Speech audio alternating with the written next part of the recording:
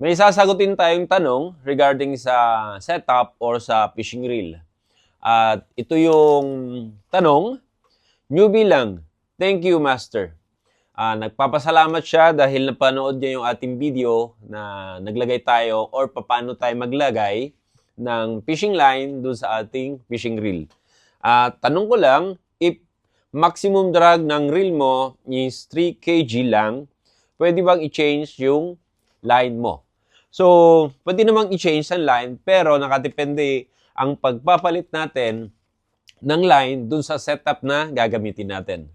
Kung 3 kg ang max drag, saan ba ginagamit ang reel na yon? So, usually, ang ginagamitan o pinanggagamitan ng 3 kg na fishing reel ay sa mga ultralight or sa extra ultralight or XUL.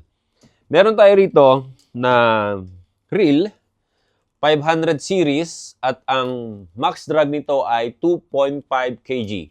Ginagamit ko to sa aking ultralight na 2 to 10 grams ang casting weight capacity, at ginagamit ko lang din dito sa aking isang rod pa na 1 to 7 grams, at ang line na nandito mga idol ay 4 pounds.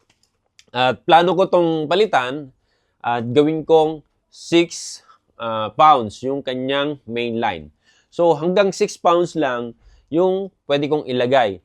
Kung 3 kg ang iyong fishing reel na max drag, so suggest ko para mas maganda at mas napipil mo at na-enjoy mo yung iyong setup na ultralight ay hanggang 6 pounds lang yung iyong ilalagay. Kung ang reel naman ninyo ay mga 5,000 series, so pwede nyong lagyan ito ng PE3 or PE2 or PE 2.5. So nakadepende ang pagpapalit o paglalagay ng iyong main line sa iyong fishing reel, depende sa setup na panggagamitan. So yun lang mga idol. Thank you so much and God bless. Happy fishing!